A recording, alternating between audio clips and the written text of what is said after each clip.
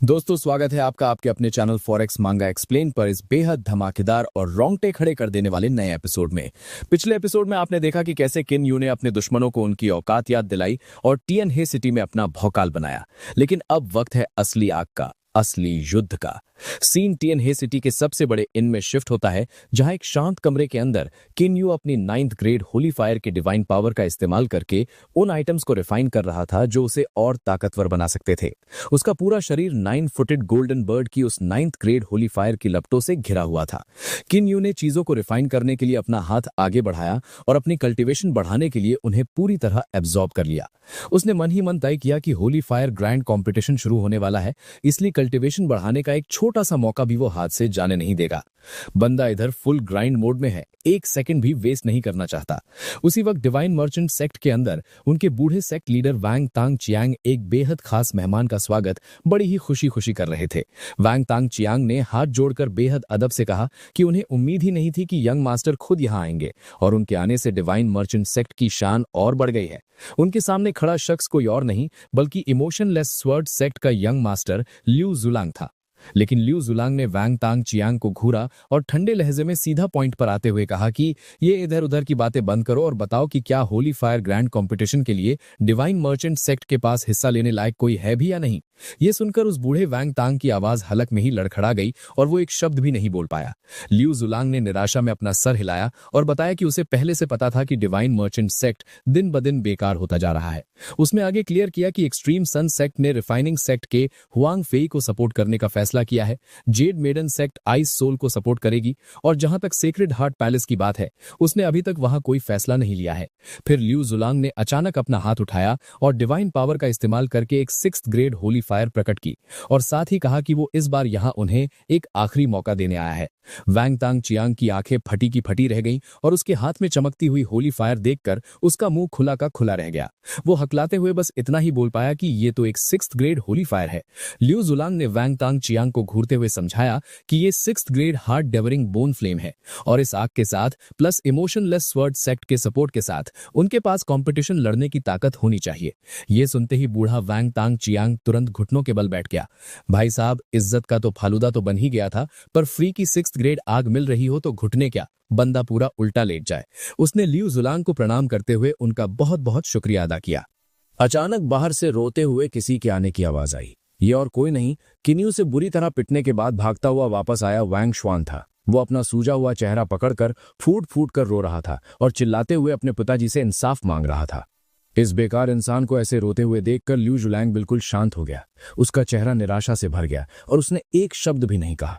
मतलब बंदा पक्का सोच रहा होगा कि किस कचरे के डब्बे में पैर रख दिया मैंने। वांग शुआन ने जब उस अनजान शख्स को देखा तो रोते रोते ही उंगली उठाकर पूछा कि पिताजी, ये कौन है? बूढ़ा वांग टिए चियांग गुस्से में आग बबूला हो गया और चिल्लाया कि वो कितना बदतमीज है, इतनी बुरी तरह बात कर रहा है और उसके मैनर्स कहाँ गए। उसने बताया कि ये इमोशनलेस स्वॉर्ड सेक्ट के यंग मास्टर ल्यू है।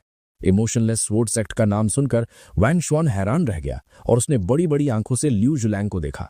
ल्यू जुलांग ने बिना वक्त बर्बाद किए आगे बढ़कर वो 6th ग्रेड होली फायर वांग टिए चियांग के हाथ में थमा दी और वहां से जाने के लिए पलट गया।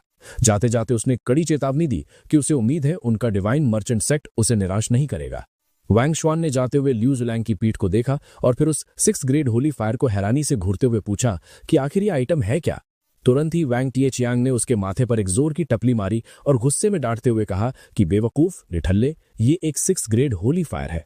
ये सुनते ही वांग शुआन की आंखें झटके और हैरानी से बड़ी हो गईं। वांग टैंग ने अपने हाथ पीछे बांधी और मास्टर प्लान समझाना शुरू किया कि इमोशनलेस स्वॉर्ड सेक्ट ने उन्हें सपोर्ट करने का फैसला किया है, इसलिए उसे जल्दी से इस 6th ग्रेड होली फायर को रिफाइन करना होगा और होली फायर ग्रैंड कंपटीशन में फर्स्ट प्लेस जीतने की पूरी कोशिश करनी होगी। वांग शुआन ने लालच भरी नजरों से उस होली फायर को देखा।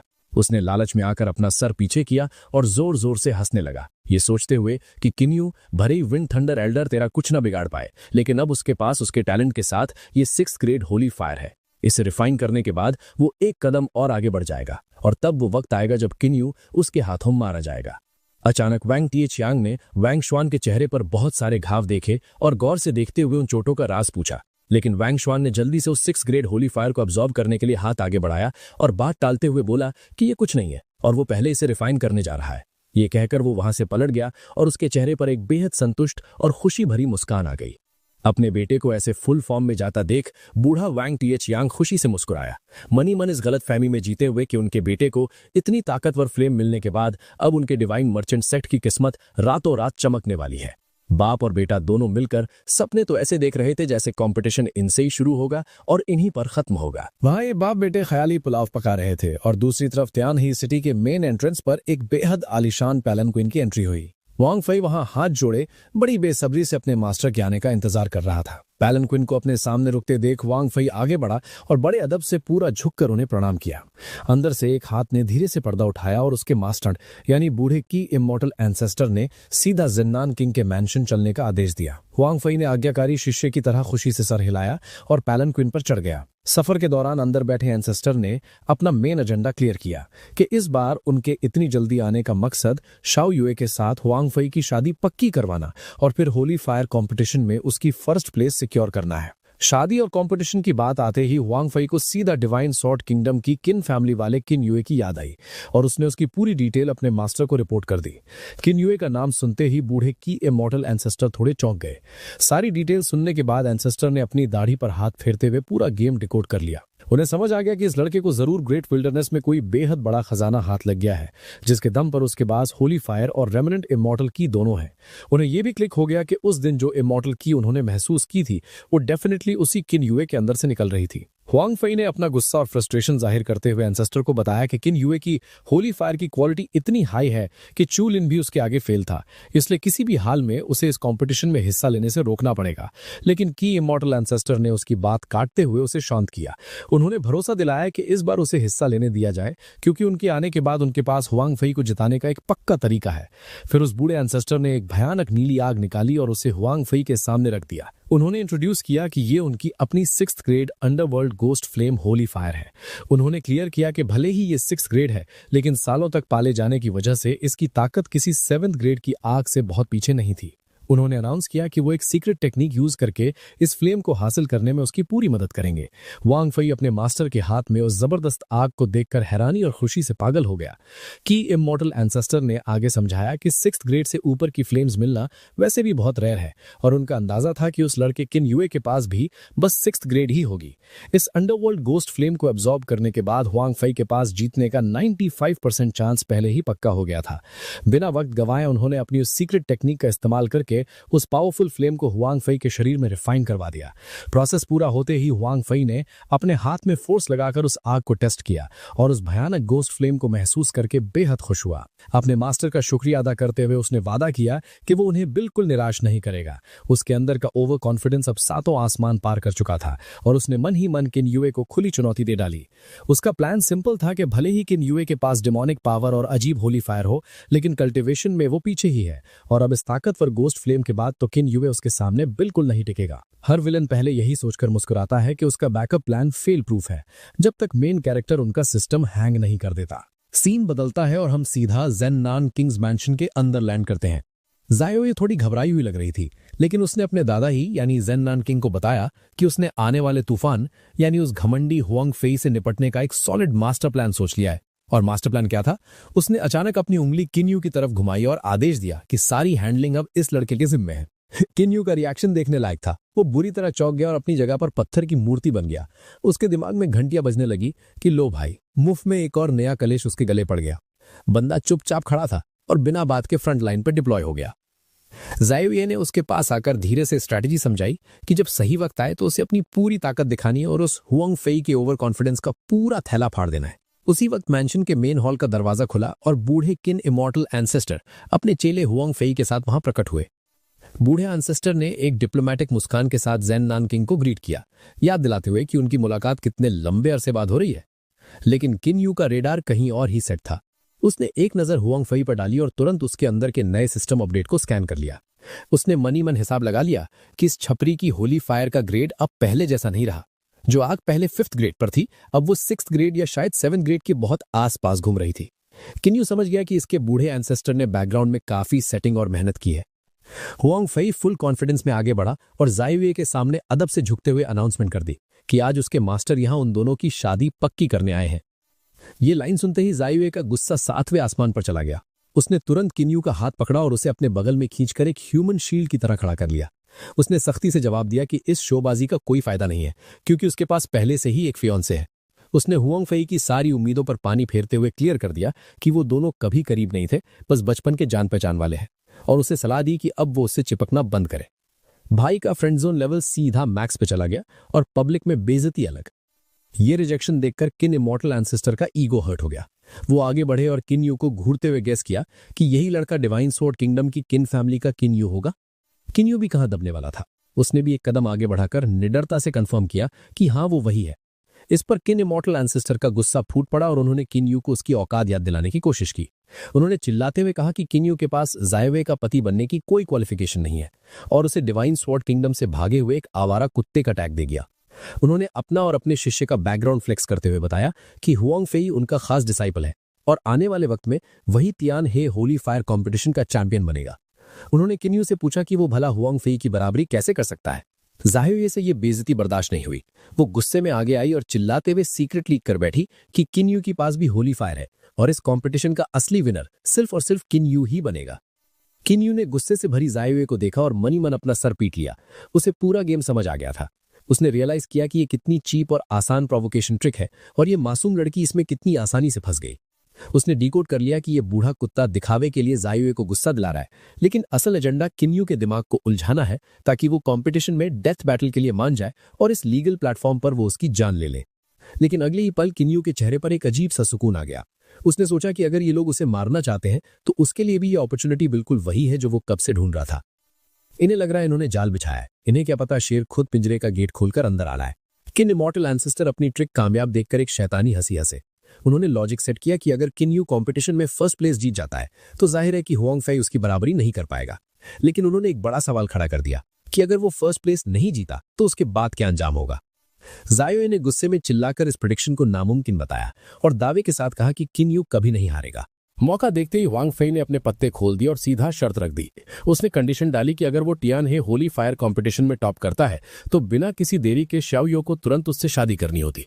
उसने शाओयो की ईगो को चैलेंज करते हुए पूछा कि अगर उसे किन्यू पर इतना ही भरोसा है तो वो इस शर्त से पीछे क्यों हट रही है। शाओयो ने भी अपनी जिद पर अड़े रहते हुए चैलेंज एक्सेप्ट कर लिया और बोली कि उसे किसी से डर नहीं लगता। फिर वो पलटकर किन्यू को वार्निंग देने लगी कि उसने सब सुन लिया है, इसलिए उसे हर हाल में फर्स्ट प्लेस जीतनी होगी, वरना वो उस भेड़िए के हाथों में चली जाएगी।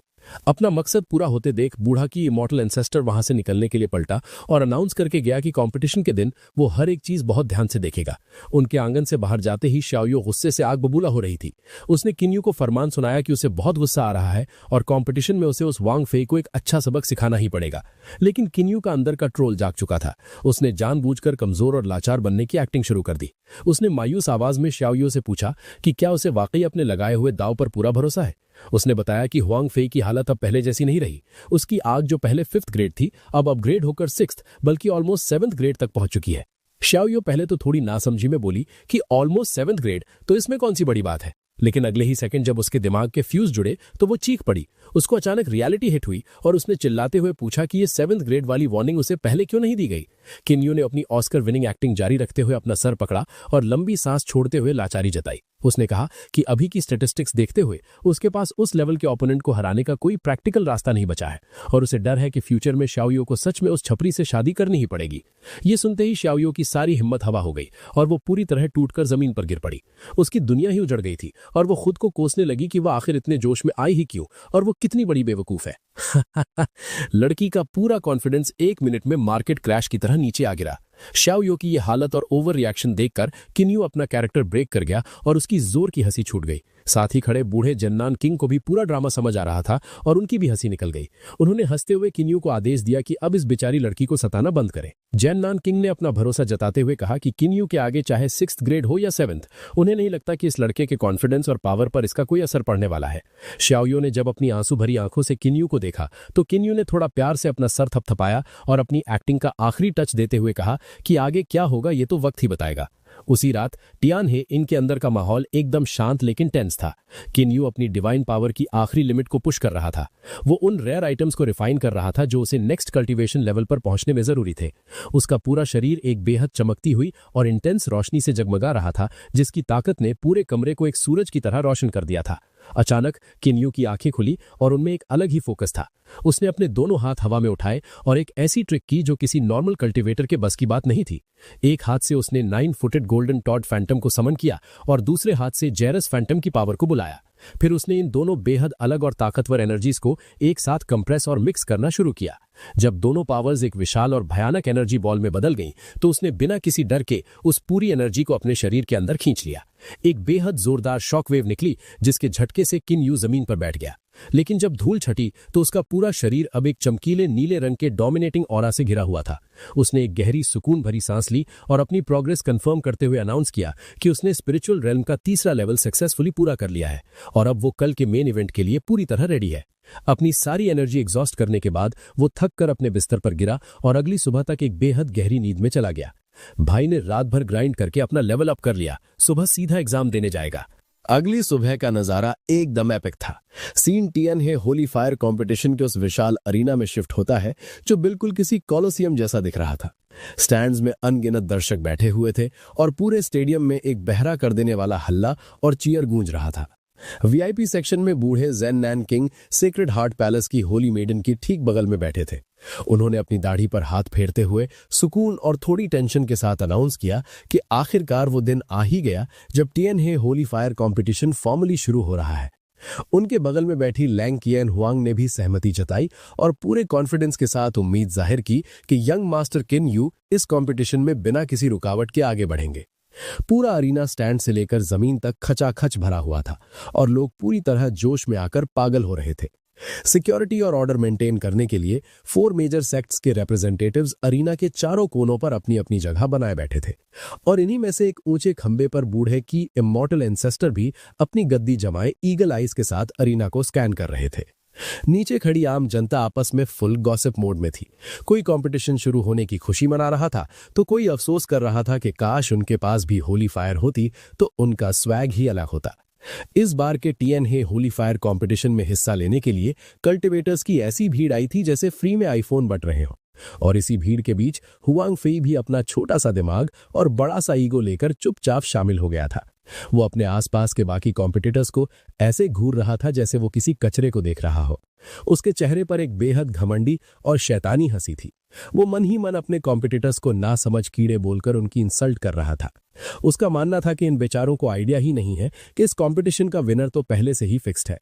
उसने जज कर लिया था कि इन छोटे छोटे कीड़ों के पास ना तो कोई खास टैलेंट है और ना ही कोई सॉलिड बैकग्राउंड, इसलिए इनके जीतने की दूर दूर तक कोई उम्मीद नहीं है। भीड़ के ठीक बीच वांग शुआन ने एक शैतानी मुस्कान के साथ हुआंग फेई के पीछे से आकर उसकी टांग खींचनी शुरू की। उसने ताना मारते हुए पूछा कि हुआंग फेई आज इतना आत्मविश्वास से भरा क्यों लग रहा है, जैसे चैंपियनशिप जीतना उसके लिए 90% पक्का हो गया हो। ये ताना सुनकर हुआंग फेई ने घृणा और गुस्से से पीछे मुड़कर उसने ठल्ले को देखा। उसने वांग शुआन की औकात याद दिलाते हुए सवाल किया कि आज होली फायर कंपटीशन है और बिना होली फायर के वो इस प्लेटफॉर्म पर क्या कर रहा है? क्या वो सिर्फ मुफ्त का तमाशा देखने यहां आया है? लेकिन वांग शुआन का ईगो उसके दिमाग से बड़ा था। उसने घमंड से हुआंग फेई को घूरा और जोर जोर से हंसते हुए वार्न किया कि उसके पास होली फायर है या नहीं ये उस छपरी को बहुत जल्द अपने आप पता चल जाएगा। ये दोनों निठल्ले बिना किसी लॉजिक के आपस में ही ईगो बैटल लड़ने में लगे थे, जैसे फाइनल इन्हीं के बीच होने वाला हो। ठीक उसी वक्त भीड़ का ध्यान एक शानदार और आलीशान एंट्री ने खींच लिया। किन यू का आगमन हुआ, जिसने किन फैमिली का बेहद रॉयल और खौफनाक बैटल आर्मर पहना हुआ था।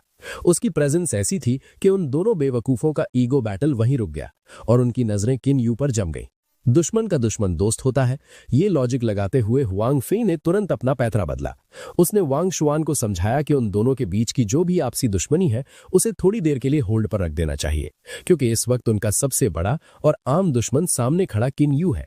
वांग शुआन ने भी तुरंत हामी भरते हुए अपना सिर हिलाया।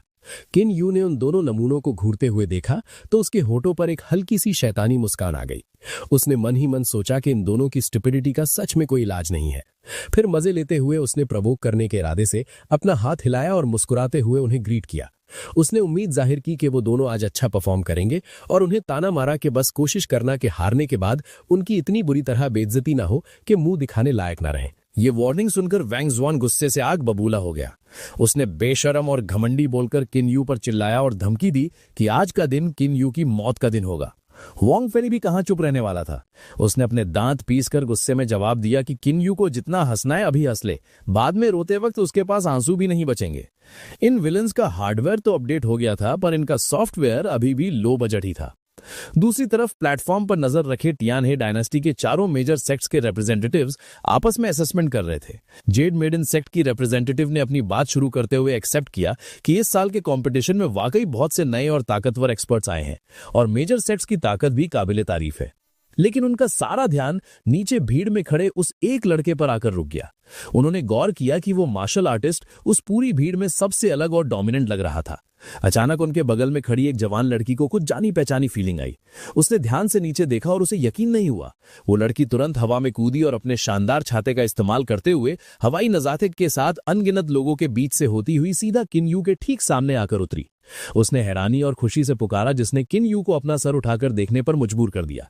उसने कंफर्म करने के लिए पूछा कि क्या वो वाकई किन यू है। ये बेहद खूबसूरत और ग्रेसफुल लड़की कोई और नहीं, जेड मेडन सेट की खास डिसाइपल ली किंग याओ थी। किन यू ने जब अपनी पुरानी दोस्त को देखा तो वो हल्के से मुस्कुराया।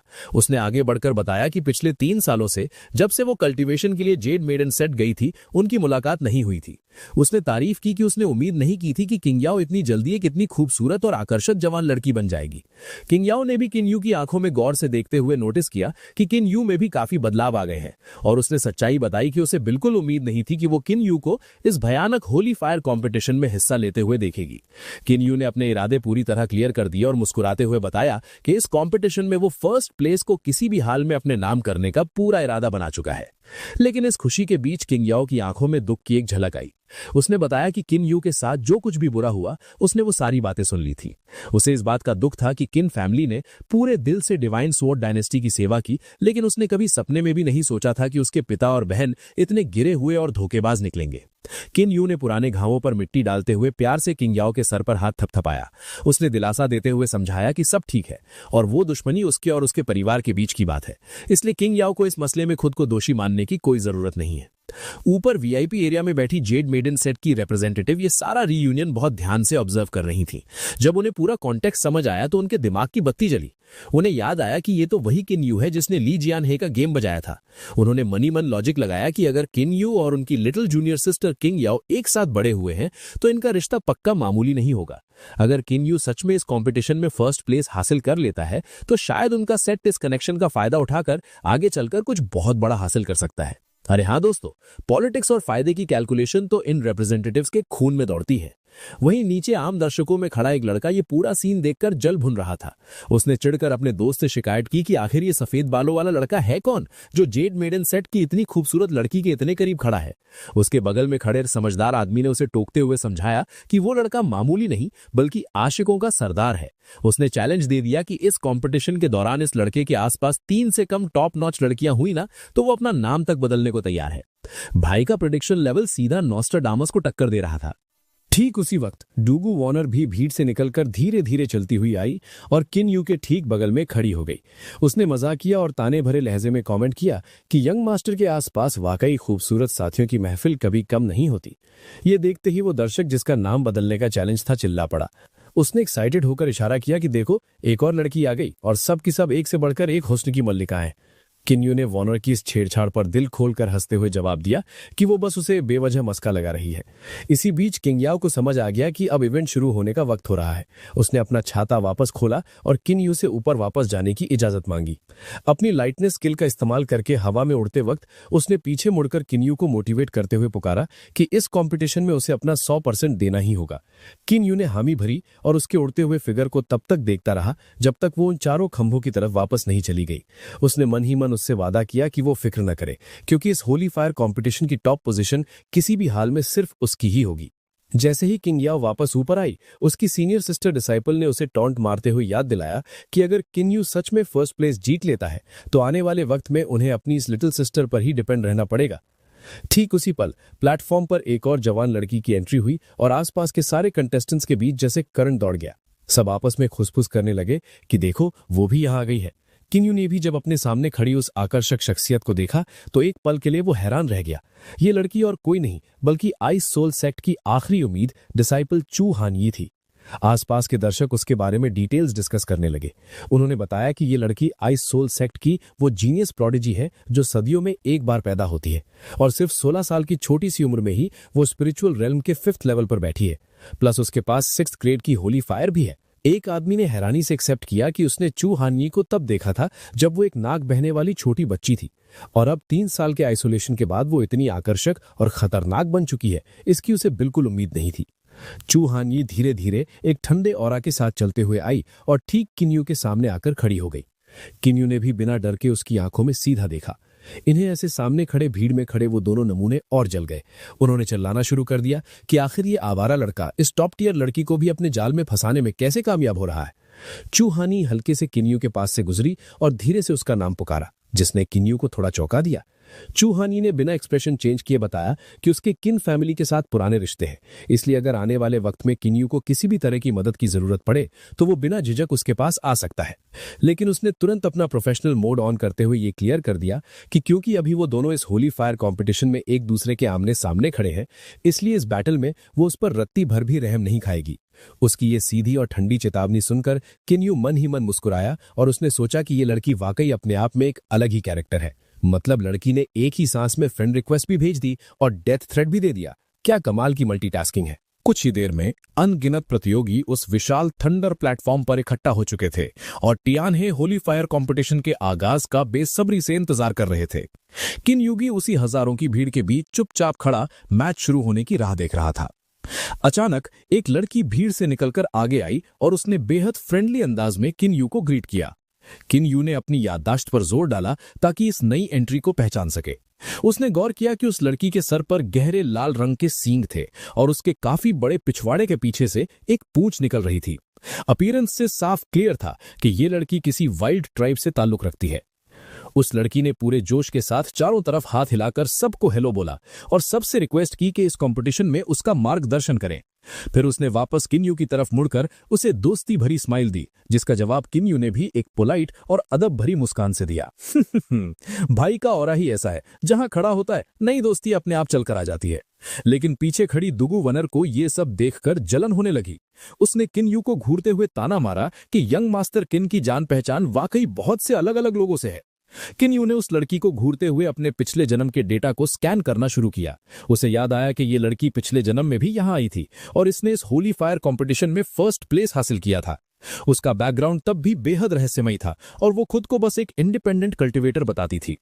पिछले जन्म में इस लड़की ने अपनी भयंकर और आउट ऑफ द बॉक्स ताकत के दम पर बाकी सबको बुरी तरह कुचलकर जीत हासिल की थी। बाद में यह बड़ा खुलासा हुआ था कि इसकी कल्टिवेशन छुपे रुस्तम की तरह स्पिरिचुअल रेल्म लेवल 9 तक पहुंच चुकी थी और इसके पास 8th ग्रेड से भी ऊपर की कोई खतरनाक होली फायर थी। लेकिन सबसे अजीब और सस्पिशियस बात यह थी कि कंपटीशन जीतने के ठीक बाद वो लड़की हवा में ऐसे गायब हो गई थी जैसे उसका कभी वजूद ही ना हो। किन्यू ने तय कर लिया कि इस जन्म में उसे इस रहस्यमयी औरत को बहुत करीब से ऑब्जर्व करना होगा ताकि इसका असली बैकग्राउंड पता चल सके। ठीक उसी वक्त वीआईपी टावर से बूढ़े किन इमॉर्टल एंसेस्टर की बुलंद आवाज गूंजी, जिसमें उन्होंने ऐलान किया कि अब वक्त लगभग पूरा हो चुका है। ये डिक्लेयर करते ही वो और जिन्नन किंग उस ऊंचे टावर से सीधा नीचे प्लेटफॉर्म पर कूद गए। जिन्नन किंग ने आगे बढ़कर भीड़ के शोर को शांत करवाया। उन्होंने सबको इस कंपटीशन की सीरियसनेस याद दिलाते हुए बताया कि टियानहे होली फायर कंपटीशन टियानहे डायनेस्टी के लिए एक बेहद जरूरी और अहम इवेंट है। उन्होंने उम्मीद जाहिर की कि आज सभी प्रतियोगी किसी चीट कोड या बैकग्राउंड के बिना सिर्फ अपनी औकात और काबिलियत के दम पर टॉप पोजीशंस हासिल करेंगे। फिर उस बूढ़े किंग ने अपना हाथ हवा में उठाकर चारों मेजर सेक्ट्स के रिप्रेजेंटेटिव्स को नीचे आने का फॉर्मल न्योता दिया। चारों रिप्रेजेंटेटिव्स भी अपने अपने स्टाइल में धीरे धीरे नीचे कूदे। हर एक रिप्रेजेंटेटिव प्लेटफॉर्म के अलग अलग कोहों पर एक दूसरे की तरफ मुंह करके खड़ा हो गया। फिर उन चारों ने पूरे सिंक में अपनी डिवाइन पावर को रिलीज किया, जिससे प्लेटफॉर्म के बीचों बीच एक विशाल और डोमिनेटिंग नीले रंग का एनर्जी फील्ड बन गया। उस ऊर्जा के क्षेत्र के ठीक बीच में से आग में जलता हुआ एक ग्लोइंग पीला क्रिस्टल धीरे धीरे जमीन फाड़कर बाहर आया। इस आइटम को देखते ही वोंग फे की आंखें फटी रह गईं।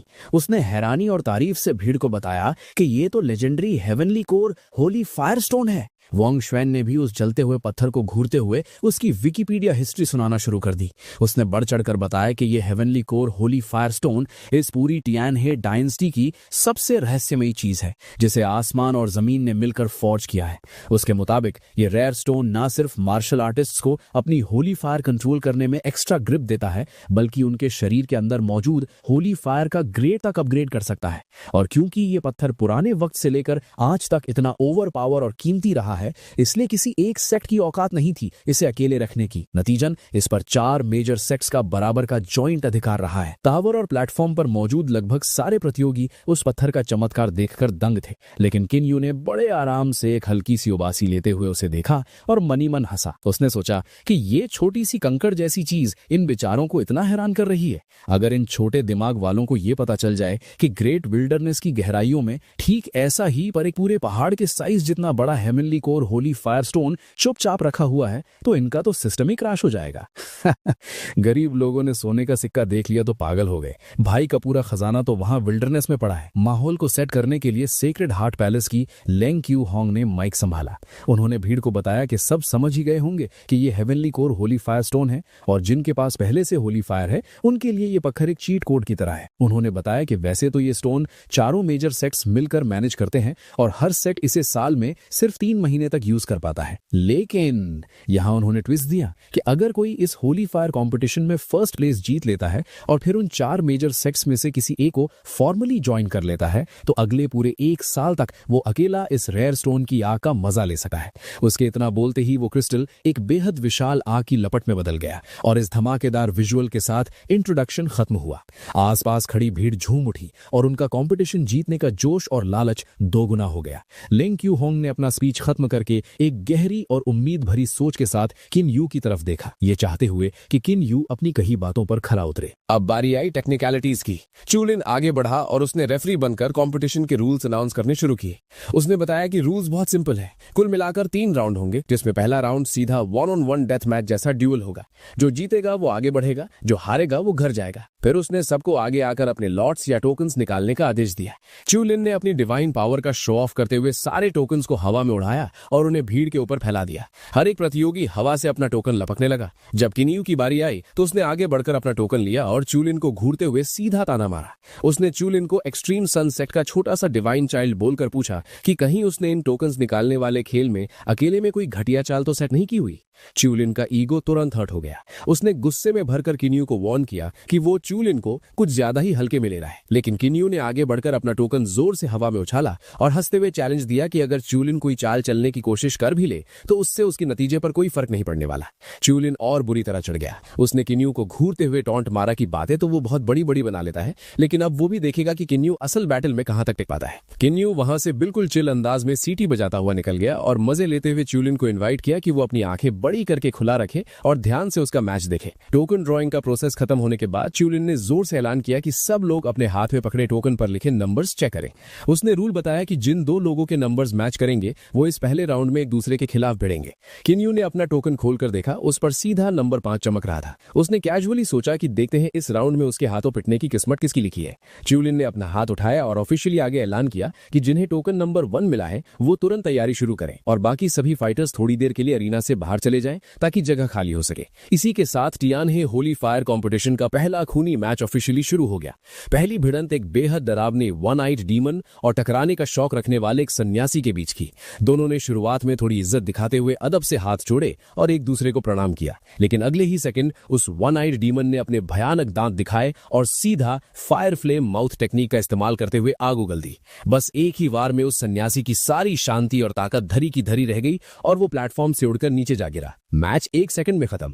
जीतने के बाद वो राक्षस जोर जोर से हंसा और खुशी खुशी इनर सर्कल यानी विनर जोन में चला गया। ये शॉर्ट मैच देखने के बाद वीआईपी जोन में खड़े हुआंग फई ने मन ही मन एक घमंडी मुस्कान के साथ ताना मारा। उसने उनकी फर्स्ट ग्रेड होली फायर का मजाक उड़ाते हुए सोचा कि ऐसी कजरा आग के साथ ये लोग यहाँ कंपटीशन में हिस्सा लेने की हिम्मत कैसे कर लेते हैं। उसके ठीक बगल में खड़े वैंग सुआन ने भी चमचागिरी करते हुए बीच में बोलकर उसकी हाँ में हाँ मिलाई और बोला कि इस दुनिया में बेवकूफों की वाकई कोई कमी नहीं है।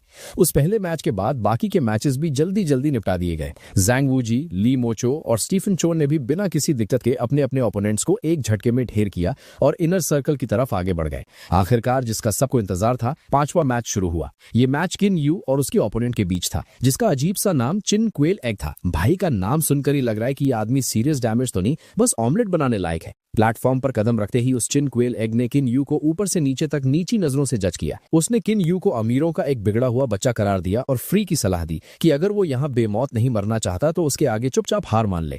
किन यू ने एक गहरी लंबी सांस ली और बिना कोई लंबा चौड़ा भाषण दिए सीधा अपनी मिडिल फिंगर उठाकर उस चिन क्वेल एग को मुंह तोड़ जवाब दिया। उसने बस इतना प्रोवोक किया कि बातें कम कर और आ गया, बटेर के अंडे जैसी शक्ल वाले। ये यूनिवर्सल इंसल्ट देकर चिन क्वेल एक गुस्से से पूरी तरह पागल हो गया। उसने अपनी सारी बची खुची डिवाइन पावर एक साथ इकट्ठा की और एक भयानक दहाड़ते हुए शेर का इल्यूजन अपने पीछे समन कर लिया। उसने चिल्लाते हुए वार्निंग दी कि किन यू अब सीधा मौत को दावत दे रहा है, लेकिन किन यू पर इसका 0% असर हुआ। उसने आराम से अपने दोनों हाथ अपने सीने पर बांधे और उस इल्यूजन को बेहद घृणा और बोरियत से घूरते हुए अपनी जगह पर खड़ा रहा। चारों वीआईपी खंभों पर से मैच देख रही लेंग कियन हुआंग ने ध्यान से किन यू के दुश्मन को एनालाइज किया। उन्होंने इवैल्यूएट किया कि उसकी 3rd ग्रेड होली फायर बुरी नहीं थी, लेकिन बदकिस्मती से उसका सामना ठीक उस गलत आदमी से हो रहा था जिसका लेवल इन सबसे बहुत ऊपर था। नीचे प्लेटफॉर्म पर चिन क्वेल एग अपने इल्यूजन वाले शेर की दहाड़ के साथ तेजी से किन यू की तरफ दौड़ा। उसने चिल्लाते हुए किन यू को एक कमजोर सफेद खरगोश बुलाया और उसे मरने का आदेश दिया, लेकिन किन यू बिल्कुल शांति से अपनी जगह पर जड़ा रहा। जैसे ही ओपोनेंट रेंज में आया, किन यू ने बहुत ही कैजुअली और एफर्टलेसली अपना पैर हवा में उठाया और सीधा उस चिन क्वेल एग के जबड़े पर एक ऐसी जोरदार लात जड़ दी जिसमें कोई फैंसी इफेक्ट नहीं था, बस प्योर फिजिकल पावर थी। वो सिंपल सी लात इतनी डेविस्टेटिंग थी कि चिन क्वेल एग को अपना मुंह बंद करने या रिएक्ट करने का मौका तक नहीं मिला। वो वहीं बेहोश हो गया और एक जिंदा लाश की तरह हवा में उड़ता हुआ सीधा अरीना के बाहर जा गिरा। 1 सेकंड में गेम ओवर। आसपास के बाकी प्रतियोगी और दर्शक ये ब्रूटल और क्विक नजारा देखकर हैरान और दंग रह गए। किसी को समझ नहीं आया कि हुआ क्या। आइसोल सेक्ट की चू हान यी, जो ये मैच पूरे फोकस से देख रही थी, किन यू की ताकत का हिसाब लगाने लगी। उसने सोचा कि किन यू के दुश्मन के पास strong 3rd grade holy fire थी और उसने अपना पावरफुल अल्टीमेट अटैक भी यूज किया था। फिर भी किन यू ने बिना किसी टेक्निक के बस अपने पैर से एक बहुत ही ऑर्डिनरी सी लात मारी और उस एक वार में ही मैच खत्म कर दिया। चू हान यी को रियलाइज हुआ कि किन यू उसकी एक्सपेक्टेशंस से भी कहीं ज्यादा ताकतवर और खतरनाक है। मैच 1 सेकंड में खत्म करने के बाद किन यू ने बेहद रिलैक्स्ड अंदाज में अपने दोनों हाथ अपने सर के पीछे रखे और वहां से चलते हुए कंप्लेन की कि ये सब कितना बोरिंग था, क्योंकि यहाँ आने वाले सारे ओपोनेंट्स एकदम कमजोर और बेकार हैं। किन यू का ये घमंड देखकर भीड़ में खड़े वैंग सुहान की रूह जल गई।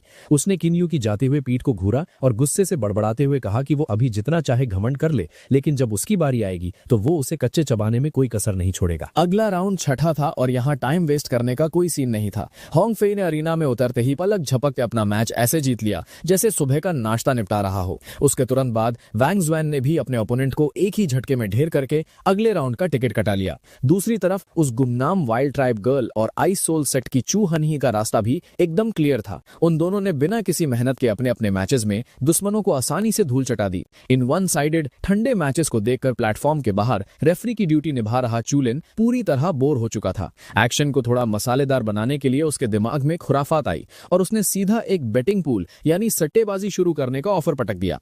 वीआईपी पैनल में बैठे बूढ़े की इमॉर्टल एंसेस्टर को तो जैसे ऐसी ही किसी एक्टिविटी की तलाश थी। उन्होंने पूरे जोश के साथ इस आइडिया को ग्रीन सिग्नल दे दिया। एक के बाद एक वहां मौजूद इमोशनलेस स्वॉट सेक्ट समेत सभी मेजर सेक्ट्स के रिप्रेजेंटेटिव्स का ईगो जाग गया और महफिल किसी हाई स्टेक्स कसीनो में बदल गई। सट्टा शुरू करते हुए चूलिन ने अपने हाथ में डिवाइन पावर इकट्ठा की और एक चमकती हुई 3rd grade muscle and bone breaking pill हवा में निकाल ली। उसका सीधा दांव होंग फे की जीत पर था। अपने चेले पर बेट लगती देख कि इमॉर्टल एंसेस्टर की बाँछें खिल गई। उन्होंने भी पीछे ना रहते हुए अपनी खुद की फॉर्ज की हुई खतरनाक प्राउड बोन स्वॉर्ड निकाली और उसे होंग फे पर दांव पर लगा दिया। सेक्रेड हार्ट पैलेस की लेंग कियन होंग ये सब देखकर हल्के से मुस्कुराई। उन्हें समझ आ गया था कि यहाँ बच्चे नहीं खेल रहे। अपना और अपने सेक्ट का भौकाल बनाए रखने के लिए उन्होंने हवा में एक शानदार और चमकता हुआ सुनहरा सेलेस्टियल स्टार आर्मर प्रकट किया और पूरे आत्मविश्वास के साथ अपना दांव यंग मास्टर किन यू की जीत पर खोक दिया। इमोशनलेस स्वॉर्ड सेक्ट के ल्यू जुलैंग भी इस बिडिंग वॉर में उतर आए। उन्होंने एक खतरनाक 3rd ग्रेड हार्टलेस पिल दांव पर लगाकर वैंग ज़ुएन पर अपना भरोसा जताया और आखिर में येड मेडन सेक्ट की रिप्रेजेंटेटिव ने सबको हैरान करते हुए अपनी low grade mystic martial art flowing cloud step की मैनुअल निकाली और अपनी ही डिसाइपल चू हनिये पर खेल दी। वीआईपीज को इन लेजेंडरी और बेकीमती खजानों को लूडो की गोटियों की तरह दांव पर लगाता देख आम जनता और बाकी एलिमिनेटेड प्रतियोगी लालच और हैरानी से भर गए। चारों तरफ यही चर्चा थी कि 4 मेजर सेक्ट्स वाकई अलग ही लेवल पर ऑपरेट करते हैं। एक बेचारे प्रतियोगी ने ठंडी आह भरते हुए अपनी किस्मत को कोसा, ये ख्याली पुलाव पकाते हुए कि अगर वो इन सेक्ट्स में एक सफाई कर्मचारी भी बन जाए तो उसकी आम जिंदगी से 1000 गुना बेहतर होता। गरीबी में आटा गीला होने वाली बात इधर एकदम फिट बैठ रही थी।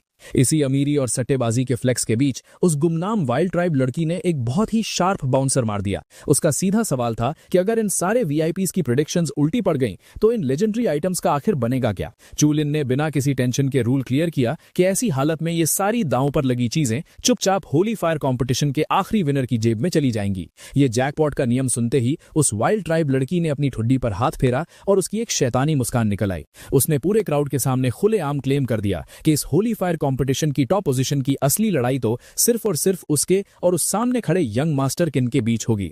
बाकी सब तो यहां बस भीड़ बढ़ाने आए हैं। पास ही खड़ा किन यू ये बिन मांगी लाइमलाइट देकर हक्का-बक्का रह गया। उसका दिमाग घूम गया कि आखिर इस औरत ने अचानक बिना बात के दुश्मनी और राइवलरी का पूरा फोकस उसकी तरफ क्यों मोड़ गया। दूसरी तरफ खुद को मेन हीरो समझने वाले वैंग ज़्वान के ईगो पर यह बात भारी पड़ गई। वो गुस्से में आग बबूला हो उठा और उस वाइल्ड लड़की को उसकी औकात याद दिलाने लगा। उसका घमंड बोल रहा था कि जब ग्रेट वैंग ज़्वान यहां जिंदा खड़ा है तो कोई और चैंपियन बनने के सपने कैसे देख सकता है। आसपास की भीड़ ने भी हल्ला मचाकर इस बात की गवाही दी कि यहां जीतना इतना आसान नहीं होने वाला। माहौल को पूरी तरह गर्म होता देख चूलिन ने दूसरे राउंड की घोषणा कर दी। ये कोई नॉर्मल राउंड नहीं बल्कि एक सीधा और brutal free for all battle थी जहां कोई भी किसी की भी गर्दन नाप सकता था। ये रूल अनाउंस होते ही वांग जुआन और हुआंग फेई की नजरें लेजर की तरह घूमकर सीधा किन्यू पर लॉक हो गईं और गौर करने पर पता चला कि सिर्फ ये दोनों छपरी ही नहीं बल्कि अरीना में खड़े लगभग सारे फाइटर्स सिर्फ किन्यू को ही अपना निशाना बनाए हुए थे। किन्यू ने अपनी ठुड्डी पर हाथ रखा और उसकी आंखों में एक तेज चमक आई। सिचुएशन बिल्कुल क्लियर थी। इन सब लोगों को पर्दे के पीछे पहले से ही खरीद लिया गया था। उसने मन ही मन इन भाड़े के टट्टुओं की मासूमियत और इनकी बेवकूफी की फौज पर तरस खाया। चूलिन ने टाइमर सेट करते हुए आखिरी रूल्स क्लियर किए। इस बैटल रॉयल का वक्त सिर्फ एक अगरबत्ती जलने तक का था। जब धुआं खत्म होगा तो प्लेटफॉर्म पर जिंदा बचे आखिरी 4 लोग ही फाइनल मैच में एडवांस करेंगे। रूल एकदम स्ट्रिक्ट और खूनी था। पहला राउंड बस कचरा साफ करने के लिए था, लेकिन ये राउंड होली फायर की असली ताकत का फाइनल इम्तिहान था। सभी फाइटर्स सिर्फ और सिर्फ अपनी होली फायर का इस्तेमाल कर सकते थे। मार्शल स्किल्स या कल्टीवेशन बेस का सहारा लेना बिल्कुल बैन था। ये बताते ही दूसरा राउंड ऑफिशियली शुरू हो गया। स्टैंड्स में बैठी जनता का जोश आसमान फाड़ रहा था। ठीक उसी पल जैसा किन्यू ने प्रेडिक्ट किया था, वैंग जुआन और हुआंग फेई की वो खरीदी हुई पूरी फौज एक साथ भेड़ियों के झुंड की तरह सीधा उसी की तरफ दौड़ पड़ी। उनमें से एक ओवर एक्साइटेड अटैकर ने हाथ में अपनी होली फायर जमा करके किन्यू को सीधा मौत का फरमान सुना दिया, लेकिन किन्यू के चेहरे पर शिकन तक नहीं आई। उसने बेहद आराम और शांति से उन सबको प्रोवोक करते हुए खुली दावत दे दी कि वो वहीं चुपचाप खड़ा है, उन्हें जितना बड़ा तमाशा खड़ा करना है कर ले। अगले ही सेकंड उस पूरी भीड़ ने किन्यू को चारों तरफ से घेर लिया। उन्होंने अपनी सारी होली फायर की ताकत एक साथ जोड़ी और गुस्से में पागल होकर उस अकेले पर एक जोरदार जॉइंट अटैक मार दिया, ये टॉन्ट मारते हुए कि मौत सामने खड़ी है और बंदा अभी भी एटीट्यूड दिखा रहा है। अरीना के नीचे से ये खुलेआम चीटिंग देखकर जियाओ युए का गुस्सा आउट ऑफ कंट्रोल हो गया।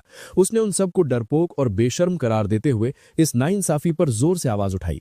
ऊपर वीआईपी खंभों पर खड़ी ली किंग याओ भी चिंता और डर के मारे किन्यू की तरफ ही देखे जा रही थी और तभी उस भीड़ की सारी होली फायर की कंबाइंड ताकत किन्यू से टकराई। प्लेटफॉर्म के बीचों बीच एक ऐसा भयंकर विस्फोट हुआ जिसकी धमक ने पूरे अरीना को हिलाकर रख दिया। धूल और धुएं के उस गुबार के बीच हमला करने वालों में से एक नमूने ने फुल कॉन्फिडेंस में अपना सीना ठोककर अपनी ताकत का दिखावा किया। उसने चिल्लाते हुए सबको अलर्ट किया कि उन सब के पास 4th ग्रेड होली फायर थी और इस जॉइंट अटैक टेक्निक के पीछे उनका पूरा खून पसीना लगा था। उसका लॉजिक बड़ा सिंपल था कि भले ही किन्यू जिंदा बच जाए लेकिन उसकी खाल की एक परत तो इस आग में पक्का जलकर राख हो गई होगी। लेकिन उस छपरी के लॉजिक की धज्जियां अगले ही सेकंड उड़ गईं। उस भारी धूल के बीचों बीच से किन्यू की एक शैतानी मॉकिंग हंसी पूरे अरीना में गूंज उठी। जब धुआं थोड़ा साफ हुआ तो किन्यू बिल्कुल सही सलामत एक खौफनाक 9 फुटेड गोल्डन बर्ड के ऑरा में घिरा खड़ा था।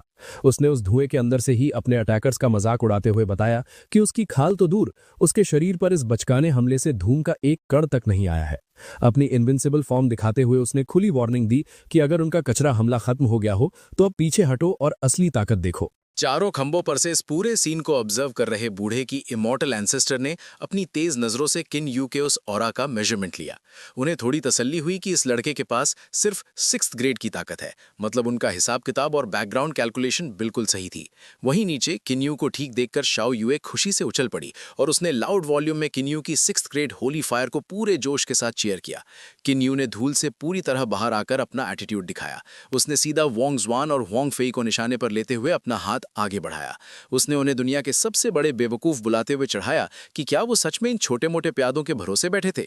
चैलेंज क्लियर था, अगर जान लेनी है तो सामने आओ और खुद अपने हाथ गंदे करो। हीरो ने विलन्स को डायरेक्ट आमने सामने आने की ललकार दे दी थी। ये खुली बेइज्जती और प्रोवोकेशन होंग फे से बर्दाश्त नहीं हुई। उसने गुस्से में अपने दांत पीसे और किन्यू पर टूट पड़ने का फैसला किया। उसका ईगो उसे बता रहा था कि सिर्फ एक 6th ग्रेड होली फायर किसी को अजय नहीं बनाती, और अगर किन्यू को मरने की इतनी ही जल्दी है तो वो आज ही उसकी ये इच्छा पूरी कर देगा। उसके ठीक साथ वोंग ज़ुआन भी अपना आपा खो बैठा। उसने आगे कूदते हुए पूरी अरीना के सामने दहाड़कर अपना सबसे बड़ा और अनएक्सपेक्टेड राज खोल दिया कि उसके पास भी 6th ग्रेड होली फायर है और आज का दिन किन्यू का आखिरी दिन होगा। वोंग ज़ुआन का ये बड़ा खुलासा सुनते ही नीचे खड़ी शाओ युए की आंखें शौक से फटी की फटी रह गईं। उसे विश्वास ही नहीं हो रहा था कि इस निठल्ले के पास 6th ग्रेड होली फायर आखिर आई कहां से। वहीं वीआईपी एरिया में चू लिन का दिमाग चला। उसने पलटकर शक भरी नजरों से इमोशनलेस स्वॉर्ड सेक्ट के रिप्रेजेंटेटिव लिू जू लॉन्ग को देखा और समझ गया कि ये लोग पर्दे के पीछे वाकई बहुत मेहरबान और जेनरस खेल खेल रहे हैं। अरीना के बीचों बीच वोंग फेई और वोंग ज़ुआन ने आखिरकार अपनी सारी नफरत और ताकत एक साथ जोड़ दी। उन दोनों ने अपना सबसे बड़ा पत्ता खोलते हुए एक साथ किन्यू को खत्म करने का फैसला किया। उनका ओवर कॉन्फिडेंस आसमान छू रहा था और उनका क्लेम था कि उन दोनों के पास 6th ग्रेड होली फायर है, तो अब किन्यू अकेला उन दोनों की कंबाइंड ताकत का मुकाबला किसी हाल में नहीं कर पाएगा। उन दोनों ने ठल्लों ने पूरे जोश में एक साथ अपनी 6th ग्रेड यिन यांग होली फायर को आजाद कर दिया। एक तरफ से भयानक भूतिया आग और दूसरी तरफ से उबलती हुई लावा आग निकलकर सीधा किन्यू पर किसी तूफान की तरह झपटी। लेकिन इस डबल बैरल अटैक के सामने भी किन्यू बिल्कुल चिल और पूरे आत्मविश्वास के साथ खड़ा था। उसने एक गहरी सांस ली और अपना एटीट्यूड दिखाते हुए साफ कर दिया कि अभी तक जो भी चल रहा था वो तो बस उसका हल्का सा वार्म अप था। उसने एक सवाल दागा जिसने पूरे अरीना की सांस रोक दी। किस बेवकूफ ने उन्हें यह बता दिया था कि उसकी होली फायर सिर्फ 6th ग्रेड पर अटकी हुई है। उसके इतना बोलते ही किन्यू की आंखें अचानक फैल गईं और उनके अंदर एक भयानक आग चमक उठी। उसके ठीक पीछे आग से बना एक बेहद विशाल और खौफनाक 9-फुटेड गोल्डन बर्ड का फैंटम गरजता हुआ प्रकट हुआ। अगले ही सेकंड किन्यू का पूरा शरीर 9th ग्रेड होली फायर की उबलती हुई लपटों से घिर गया। उस आग का डोमिनेटिंग और डिवाइन ऑरा इतना इंटेंस था कि उसने देखते ही देखते पूरे टावर को अपनी लपेट में ले लिया। फिर उस 9-फुटेड गोल्डन बर्ड के फैंटम ने किसी भूखे शिकारी की तरह आगे बढ़कर उन दोनों निठल्लों के भारी भरकम हमलों को आसानी से चबा लिया और एक ही झटके में हवा में उड़ाकर राख बना दिया। किन यू अरीना के बीचों बीच एक गॉड लाइक फॉर्म में खड़ा था, जहां से लगातार अनगिनत आग की शॉक वेव्स निकल रही थीं। उसका ऑरा इतना खौफनाक और अजीब ताकत से भरा हुआ था कि वहां खड़े हर शख्स के रोंगटे खड़े हो गए। चारों खंभों पर बैठे बूढ़े की इमॉर्टल एंसेस्टर का घमंड और कैलकुलेशन दोनों एक सेकंड में चकनाचूर हो गए। वो अपनी जगह से लगभग उछल पड़े। उनका दिमाग इस पावर लेवल को प्रोसेस नहीं कर पा रहा था। उन्होंने घबराहट में हिसाब लगाया कि क्या ये 7th ग्रेड है या शायद 8th, लेकिन रियलिटी उन्हें बुरी तरह हिट कर चुकी थी। उन्हें समझ आ गया था कि ये उनकी औकात से बहुत ऊपर की चीज यानी pure 9th grade holy fire है। एक्सट्रीम सन सेक्ट का डिवाइन एनवॉय चू लिन, जो अब तक बड़ा रेफरी बन रहा था, इस ऑरा की गर्मी महसूस करके पूरी तरह खौफ में आ गया। उसकी आंखें डर से बड़ी हो गईं क्योंकि उसे पता था कि इतने पावर हैवी की इमॉर्टल एंसेस्टर के पास भी अपनी पूरी जिंदगी की मेहनत के बाद सिर्फ 8th ग्रेड होली फायर थी और ये नया लड़का सीधा 9th ग्रेड लेकर खड़ा है। दर्शक दीर्घा में तो जैसे पिन ड्रॉप साइलेंस हो गया। हर एक इंसान का मुंह खुला का खुला रह गया और सबकी नजरें फटकर किन यू पर टिक गईं। हर तरफ से बस एक ही शॉकवेव दिमाग में चल रही थी कि ये वाकई बिना किसी डाउट के legendary 9th grade holy fire है। किन यू उन दोनों निठल्लों के सामने बिल्कुल ठंडी और मौत जैसी नजरों से खड़ा था। उसके शरीर से निकलने वाली 9th ग्रेड की आग हर गुजरते सेकंड के साथ और ज्यादा भयंकर रूप ले रही थी। वोंग शुआन और हुआंग फई का सारा ईगो हवा हो चुका था। उनकी आंखें डर और पैनिक के मारे फटी की फटी रह गईं और उनके हलक से बस चीखें निकलने लगीं कि उसके पास 9th ग्रेड होली फायर कैसे हो सकती है। लेकिन चारों खंभों पर वीआईपी सीट पर बैठे बूढ़े जेन नानकिंग की हालत बिल्कुल अलग थी। वो मन ही मन ऐसे खुशी से झूम उठे जैसे किसी गरीब को जैकपॉट मिल गया हो। उनका लॉजिक क्लियर था कि पूरे तियानहे एम्पायर के सदियों पुराने इतिहास में 9th ग्रेड होली फायर वाले दुर्लभ लोगों की गिनती उंगलियों पर की जा सकती थी, मुश्किल से 10 से थोड़ी ज्यादा। और उस रेयर लिस्ट में जो सबसे कमजोर बंदा था वो भी आराम से वॉइड ब्रेकिंग रेल्म के पीक पर बैठा था। उन्हें रियलाइज हुआ कि ये ताकत सिर्फ तियानहे एम्पायर में ही नहीं बल्कि पूरे महाद्वीप में एक अनडिस्प्यूटेड टॉप टीयर फोर्स थी। ये जैकपॉट लगते ही ज़ेन नान किंग अपनी हंसी नहीं रोक पाए और जोर जोर से हंसते हुए उन्होंने इस अनएक्सपेक्टेड मिरेकल का स्वागत किया, इस बात पर फख्र करते हुए कि उनके तियानहे किटी से एक 9th grade holy fire user निकला है। सेक्रेड हार्ट पैलेस की शान लेंग क्यान हुआंग पूरी तरह मिसमराइज्ड और हैरानी से किन यू को घूर रही थी। उन्हें समझ आ गया था कि ये लेवल किसी अलग ही आसमान का है, क्योंकि उनकी खुद की ताकतवर मास्टर के पास भी सिर्फ 8th ग्रेड होली फायर थी। उनका दिमाग ये क्लियर पिक्चर देख रहा था कि यंग मास्टर किंग की आने वाली कामयाबी पूरी सर्टेनिटी के साथ उनकी मास्टर को भी बहुत पीछे छोड़ देगी। वहीं वीआईपी सेक्शन से ली क्यांग याओ भी बिना पलके झपकाए किन यू के इस भयंकर ट्रांसफॉर्मेशन को देख रही थी। उसको तुरंत अंदाजा हो गया कि शायद यही वो रहस्यमयी खजाना है जो किन यू को ग्रेट विल्डरनेस में हाथ लगा था। उसके अंदर एक दुख और अफसोस की लहर दौड़ गई। उसने अपने पिता के उस बेवकूफ़ी भरे फैसले को कोसा जिसमें उन्होंने जाओ इमॉर्टल क्लैन के आगे झुकने के लिए किन यू जैसे हीरे को घर से निकालकर उसकी बलि चढ़ाने की कोशिश की थी और आखिर में अपनी ही जान गंवा बैठे थे। उसने अफसोस जताया कि डिवाइन स्वॉर्ड डायनेस्टी ने अपनी स्टुपिडिटी से किन यू जैसा एक इमॉर्टल एसेट हमेशा के लिए खो दिया है। उसने मन ही मन अपने पिता को टॉन्ट मारा कि अगर वो नरक से ये नज़ारा देख रहे होंगे तो उनकी आंखों से पक्का खून के आंसू बह रहे होंगे। वापस प्लेटफॉर्म पर किन यू ने अपना आखिरी पैंतरा चलने का फैसला किया।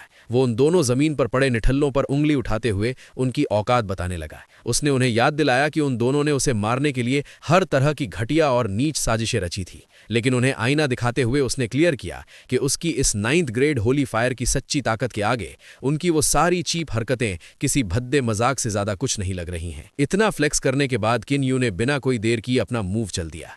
पीछे खड़ा 9-footed गोल्डन बर्ड का फैंटम तेजी से आगे बढ़ा और उसने उन दोनों निठल्लों को ऐसी बुरी तरह टक्कर मारी कि वो किसी सूखे पत्ते की तरह हवा में उड़ते हुए बहुत दूर जा गिरे। उन दोनों को जमीन पर बेजान और टूटा हुआ पड़ा देखकर किन यू का दिमाग समझदारी की प्लानिंग कर रहा था। उसने अपना गुस्सा काबू किया और तय किया कि वो उन्हें अभी इसलिए जिंदा छोड़ रहा है क्योंकि उनका एक मोहरे की तरह थोड़ा सा काम अभी बाकी था। उसने उस दिन को चुन लिया था जब एंशिएंट रेलिक का दरवाजा खुलेगा और वही दिन इन दोनों की पक्की मौत का दिन होगा। अपनी ताकत को पूरी तरह खोलते हुए किन यू धीरे धीरे हवा में उठने लगा। वो हवा में तैर रहा था और उसका भारी खौफनाक ऑरा लगातार उसके शरीर से निकलकर पूरे मैदान पर दबाव बना रहा था।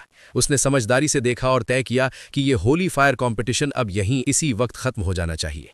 जब उसने अपनी 9th ग्रेड होली फायर का आखिरी रूप दिखा ही दिया था तो 3rd राउंड जैसी किसी दिखावे की अब कोई जरूरत नहीं बची थी। फिर किन यू ने अपना एक हाथ हवा में उठाया और अपनी सारी आग को एक जगह जमा करना शुरू किया।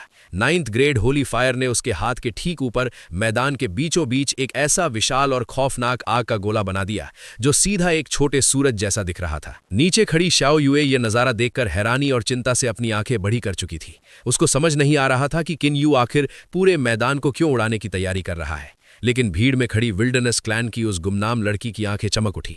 उसने तुरंत इस खतरनाक हमले को पहचान लिया और खुद को बताया कि ये तो आसमानी 9 हेवेंस एनाहिलेशन फायर है। इस तबाही को देखकर उसके चेहरे पर एक शैतानी मुस्कान आ गई और उसे लगा कि इस बेकार इंसानी दुनिया में उसका आना पूरी तरह वसूल हो गया है। जब किन यू ने आग की पूरी ताकत इकट्ठा कर ली तो उसने किसी आखिरी बादशाह की तरह अपना हाथ झटका और जोर से गरजते हुए अपना सबसे खतरनाक हमला छोड़ दिया। 9 हेवेंस एनाहिलेशन। उस विशाल आग के गोले के अंदर से अचानक अनगिनत भयानक आग की लपटें और आग के गोले बारिश की तरह नीचे मैदान पर गिरने लगे। टावर पर मौजूद हर एक शख्स उन लपटों के निशाने पर था। वहां खड़े लोगों के चेहरे डर और मौत के खौफ से बिल्कुल सफेद पड़ गए थे। भगदड़ इतनी मच गई कि सब एक दूसरे को कुचलते हुए जान बचाकर भागने लगे। तभी जोरदार और लगातार धमाकों की आवाजें आईं, जिसके झटके ने किन यू के आसपास खड़े सारे दुश्मनों और लड़ाकों को चारों दिशाओं में किसी कचरे की तरह उड़ा दिया। दूर से देखने पर किन यू की इस ताकत ने अपनी भयंकर तबाही का असली रूप दिखाया, जिसकी धमक ने पूरे टियनहे सिटी में एक छोटे भूकंप जैसी हलचल पैदा कर दी थी। ज़ेन नान किंग को भी उस ऊंची कुर्सी पर बैठे इस भारी दबाव और आग की गर्मी का एहसास हुआ। उन्होंने पूरी तरह हार मानते हुए खुद से मान लिया कि इस दूसरे राउंड ने पहले ही अपना चैंपियन तय कर लिया है। उन्होंने खुद से कबूला कि अपने पैदा होने से लेकर अब तक ऐसी तबाही मचाने वाली हेवन डिस्ट्रॉइंग टेक्निक उन्होंने अपनी जिंदगी में पहली बार देखी थी। मैदान पर अब सिर्फ घनी धूल और जलने की राख आंख उड़ रही थी। जिन बेवकूफ लोगों ने किन्यू को घेरने का सोचा था वो अब बुरी तरह जख्मी, जले हुए और बेहोश होकर जमीन पर ढेर पड़े थे। इस पूरे धमाके में सिर्फ चू हाइनी ऐसी थी जिसकी समझदारी काम आई और उसने ठीक धमाके से एक पल पहले कूदकर अपनी जान बचा ली थी। चू हाइनी ने नीचे आकर किन्यू को घूरा और बुरी तरह हैरानी से उसे एक पागल करार दिया, क्योंकि नॉर्मल दिमाग वाला इंसान ऐसी तबाही नहीं मचाता। उस गहरे और काले धुएं के बीच विल्डरनेस क्लैन की उस रहस्यमयी औरत का साया भी दूर खड़ा नजर आ रहा था। वो पूरे ध्यान से किन्यू को परख रही थी। उसने मजे लेते हुए तय किया कि उसके पिताजी बिल्कुल सही कहते थे, ये इंसानी दुनिया वाकई में लोगों को बहुत बढ़िया मनोरंजन देती है। उसने मन ही मन किन्यू के लिए उम्मीद जाहिर की कि जब वो दोनों अगली बार टकराएंगे तो किन्यू की होली फायर की ताकत इससे भी ज्यादा हो, ताकि उसे लड़ने में मजा आए। सब कुछ राख करने के बाद किन्यू धुएं से भरे मैदान के ठीक बीच में बड़े शान और रुआब से जमीन पर उतरा। उसने बिल्कुल ठंडे और सख्त लहजे में पूरे मैदान के सामने ऐलान किया कि अब उस जगह पर सिर्फ वो अकेला बचा है, इसलिए इस होली फायर कंपटीशन की चैंपियन पोजीशन अब अपने आप उसकी हो चुकी है। ऊपर बैठे चू लिन, लियू जुलांग, वांग तिएचियांग, जेड मेडन सेट की नुमाइंदा और लेंग कियन हुआंग सब के सब इस अचानक आए तूफान और धुलाई से ऐसे दंग थे कि उनके मुंह से एक लफ्ज नहीं निकल रहा था। ठीक उसी वक्त खेल ने एक आखिरी करवट ली। बुरी तरह जख्मी, जला हुआ और गुस्से से पागल हो चुका हुआंग फेई किसी तरह लड़खड़ाता हुआ अपने पैरों पर खड़ा हो गया। उसका घमंड इस हार को मानने से इनकार कर रहा था। वो रोते और चिल्लाते हुए रोने लगा कि जब उसके पास भी 6th ग्रेड होली फायर है तो इस कंपटीशन का चैंपियन वो क्यों नहीं बन पाया। उसने किन्यू को गालियां देते हुए सारी हदें पार कर दी। उसने किन्यू को एक बेकार, फेंका हुआ कचरा, डिवाइन सॉर्ड डायनेस्टी का नीच कीड़ा और शाही परिवार का एक खिलौना तक बोल दिया। वो बड़बड़ाता रहा कि किन्यू की औकात ही क्या है और गुस्से में उसने ऐलान किया कि वो किन्यू को यहीं जान से मार देगा। उसने सच्चाई को झुटलाते हुए ताना मारा कि चाहे उसके पास 9th ग्रेड होली फायर हो, पर असलियत में किन्यू अभी भी सिर्फ फर्स्ट लेवल स्पिरिचुअल रेल्म का एक मामूली इंसान ही तो है। अपनी आखिरी ताकत को निचोड़ते हुए हुआंग फेई ने अपने अंदर बची खुची सारी डिवाइन पावर एक साथ खोल दी। उस झटके ने उसके शरीर की ताकत को जबरदस्ती बढ़ा दिया और उसका पूरा जला हुआ शरीर एक आखिरी भारी ऑरा से घिर गया। उसने एक आखिरी बार चिल्लाते हुए अपने सपनों की दुनिया में कहा कि इस फर्स्ट प्लेस की जीत पर सिर्फ हुआंग फेई का नाम लिखा है और उसे वहां तक पहुंचने से कोई ताकत नहीं रोक सकती। फिर वो पागल कुत्ते की तरह तेजी से किन्यू की तरफ दौड़ा। उसने पूरी ताकत से अपना हाथ हवा में उठाकर आग से बनी एक तलवार निकाली और पीछे से किन्यू की पीठ पर धोखेबाज हमला करने के लिए कूद पड़ा। साथ ही नर्क में जाने का टिकट काट लिया। ये धोखेबाज हमला देकर लेंग कियन हुआंग चिंता में अपनी सीट से खड़ी हो गई और उन्होंने जोर से चीख कर किन्यू को संभालने की चेतावनी दी, लेकिन किन्यू अपनी जगह पर किसी मजबूत पत्थर की तरह बिना हिले खड़ा रहा। उसका पूरा शरीर अब जायरस की खौफनाक और भयंकर ताकत से घिरा हुआ था। उसने बिना पलटे एकदम ठंडी आवाज में जवाब दिया कि अगर उसे सच में मरने की इतनी ही जल्दी है तो वो उसकी इस आखिरी इच्छा को पूरी करने से पीछे नहीं हटेगा। किन्यू ने बिना वक्त गंवाए जायरस की पूरी ताकत को खोल दिया। जायरस के उस विशाल साय ने एक ऐसी जोरदार और कान फाड़ देने वाली दहाड़ मारी जिसने आसपास की सारी स्पिरिचुअल एनर्जी को खींचकर अपने हमले में सोख लिया। हुआंग फे का सारा आत्मविश्वास एक पल में हवा हो गया और उसकी आंखें हैरानी और मौत के डर से बड़ी हो गईं। तभी जायरस ने अपना भारी भरकम हाथ आगे बढ़ाया और एक ऐसा जोरदार थप्पड़ मारा जिसके झटके नहीं हुआंग फे की हड्डियों को झंझोड़कर उसे एक तिनके की तरह हवा में उड़ा दिया। वो बेहद दर्दनाक चीखें मारता हुआ दूर उड़ गया। हवा में ही उसके मुंह से लगातार खून की उल्टियां होने लगी। उसका टूटा हुआ घमंड अभी भी रो रहा था। वो रोते रोते चीखा कि वो उस कचरे को मार क्यों नहीं पा रहा है। उसका घमंड आखिरी सांस तक जिंदा था। वो चिल्लाया कि किन्यू को तो उसके कदमों के नीचे कुचला जाना चाहिए था। फिर ये सब पलट कैसे गया? उसकी आखिरी चीख यही थी कि वो इस सच्चाई को किसी हाल में नहीं मानता। लेकिन किन्यू ने इस रोने धोने को सुनने में कोई दिलचस्पी नहीं दिखाई। वो आगे बढ़ा और उसने हवा में सीधा अपना सबसे बड़ा हथियार वॉर गॉड स्पीयर निकाल लिया। बिना एक पल भी रहम खाए उसने पूरी भयंकर ताकत के साथ उस भाले को आगे फेंका जो सीधा जाकर हुआंग फे के सीने के आर पार निकल गया। हुआंग फे का टूटा हुआ शरीर उस भाले की भयानक ताकत झेल नहीं पाया। उस हमले के झटके से वो उड़ता हुआ गया और सीधा शहर की उस विशाल दीवार में पूरी तरह धंस गया। उस टक्कर का झटका इतना भयंकर था कि दीवार और आसपास की जमीन के परखच्चे उड़ गए और टुकड़े टुकड़े हो गए और इस तरह पूरे मैदान, बड़े लोगों और उसके खुद के गुरु की नजरों के ठीक सामने घमंडी हुआंग फे एक बेहद दर्दनाक, बेइज्जती भरी और भयंकर मौत मारा गया। मैदान में अब भगदड़ मच चुकी थी और डर के मारे जनता चीखते चिल्लाते हुए इधर उधर जान बचाकर भागने लगी। ऊपर बैठे बूढ़े के मॉर्टल एंसेस्टर की आंखें फटी की फटी रह गईं जब उन्होंने उस वॉर गॉड स्पीयर को देखा जिसने उनके चेले हुआंग फे को ऊंची दीवार पर एक कील की तरह गाड़ दिया था।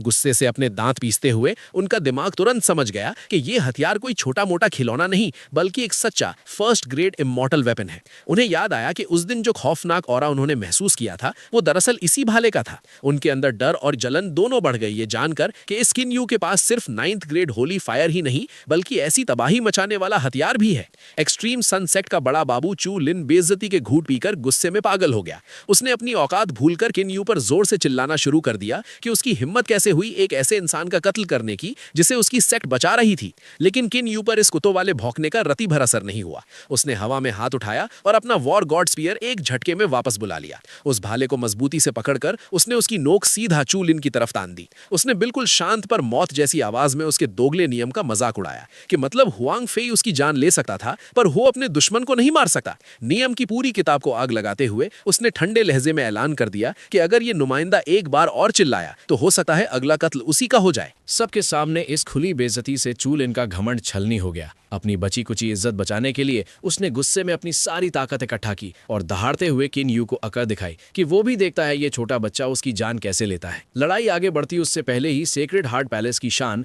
लेंग क्यान हुआंग तेजी से बीच में आ गई। उन्होंने चू लिन का रास्ता रोकते हुए साफ चेतावनी दे दी कि यंग मास्टर किन उनके सेक्ट के खास मेहमान हैं। अगर उसने किन यू पर हाथ उठाने की कोशिश भी की तो उसे पहले सेक्रेड हार्ट पैलेस के दुश्मन बनने का नतीजा भुगतना पड़ेगा। पर किन यू को किसी के पल्लू के पीछे छुपने की जरूरत नहीं थी। उसने बिल्कुल ठंडे लहजे में लेंग क्यान हुआंग को रोकते हुए कहा कि इस कचरे को आने दे। अगर वो नरक में हुआंग फेई के साथ मिलने के लिए इतना ही तड़प रहा है तो वो उसे खुशी खुशी वहां भेज देगा। ये ललकार सुनते ही चू लिन मौत को गले लगाने खुद आगे बढ़ गया। वो हवा में उड़ने लगा और उसका पूरा जिस्म एक भयंकर रोशनी में लिपट गया। अपने दोनों हाथ जोड़कर उसने अपनी mid grade mystic rank martial skill grasping divine sun का इस्तेमाल शुरू कर दिया। देखते ही देखते उसके ठीक पीछे आग में उबलता हुआ एक विशाल लाल एनर्जी बॉल निकलकर सामने आ गया। इस भयंकर ताकत को देखते ही लेंग क्यान हुआंग चिंता में पड़ गई। उन्हें पता था कि ये ऐसी वैसी तकनीक नहीं है, ये सिर्फ एक्सट्रीम सनसेट के टॉप रैंकर्स को ही सिखाई जाती है। अगर कोई इस पर पूरी पकड़ बना ले तो इसकी ताकत आसानी से ऊंचे दर्जे की स्किल्स को भी धो सकती है। हवा में तैरते हुए चू लिन का घमंड आसमान छू रहा था। उसने आंखें फाड़कर और एक शैतानी मुस्कान के साथ ऐलान किया कि चाहे किन यू के पास 9th ग्रेड होली फायर हो और चाहे उसने हुआंग फेई का कत्ल कर दिया हो, लेकिन इस भयंकर मार्शल स्किल के सामने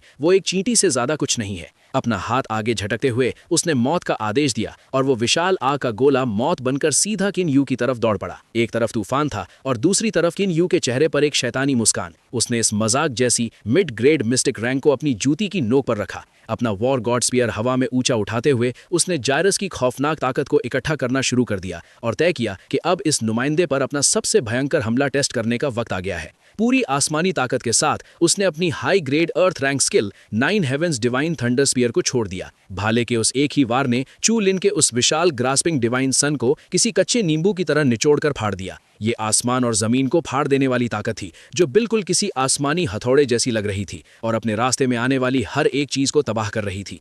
चू लिन ने अपने सामने उस मौत को देखा और उसका सारा घमंड एक पल में आंसुओं में बदल गया। अगले ही पल वो भयंकर भाला उसके शरीर को चीरता हुआ निकल गया और वो हवा में दर्द के मारे चीखने और तड़पने लगा। दूर से ये नजारा ऐसा लग रहा था जैसे बादलों के 9 पर्दे एक झटके में फट गए हों। ऐसी तबाही मचाने वाली ताकत को झेलना किसी आम इंसान की बस की बात नहीं थी। ऊपर खड़ी ली किंग याओ और लेंग क्यान हुआंग अपनी फटी आंखों से ये सब देख रही थी। उन्हें तुरंत समझ आ गया कि ये हथियार पलक झपकने तक साफ कर देने वाला अर्थ रैंक लेवल का है।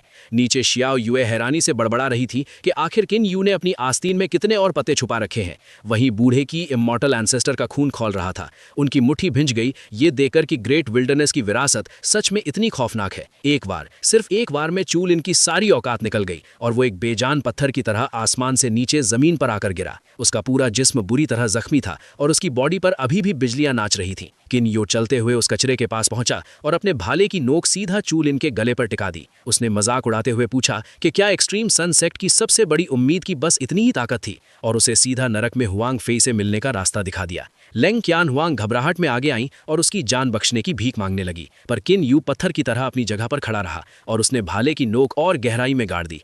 दर्द और डर से तड़पते हुए चू लिन ने सीधा की इमॉर्टल एंसेस्टर की तरफ देखा और चीखकर उन्हें उनकी जिम्मेदारी याद दिलाई कि अगर वो मर गया तो उनका सेक्ट इस बूढ़े को छोड़ेगा नहीं। बंदे का ईगो जो पहले आसमान में था अब सीधा भाले की नोक पर लटककर भीख मांग रहा था। अब मजबूरी में उस बूढ़े की इमॉर्टल एंसेस्टर को कूदना ही पड़ा। उसने आगे बढ़कर जोर से दहाड़ लगाई और किन यू को रुकने का फरमान सुनाया। फिर उस कमीने बूढ़े ने धोखे से किन यू पर अपनी खौफनाक इमॉर्टल की वाली हथेली से हमला कर दिया, लेकिन किन यू बिल्कुल ठंडा रहा। उसने हमला रोकने के लिए तुरंत जायरस के साय को बुलाया। जायरस ने प्रकट होते ही अपने दांत पीसे और उस भारी भरकम इमॉर्टल की को अपने हाथों में ऐसे जकड़ा जैसे खिलौना हो और उसके सैकड़ों टुकड़े कर दिए। ये देखते ही चूलिन की बची खुची उम्मीद भी टूट गई और वो मौत के डर से चीखने पड़ा। पर किन यू के अंदर रहम नाम की कोई चीज नहीं थी। उसने बड़े आराम से अपना भाला घुमाया और एक झटके में चूलिन का सर धड़ से अलग कर दिया। खून की बारिश होने लगी और उस घमंडी नुमाइंदे की लाश बिना किसी हरकत के जमीन पर ढेर हो गई। किन यू ने उसकी लाश पर एक नीची नजर डाली और ठंडे लहजे में याद दिलाया कि उसने पहले ही वादा किया था कि उसे नरक भेजकर ही मानेगा। अपने आखिरी मोहरे को अपनी आंखों के सामने मरता देख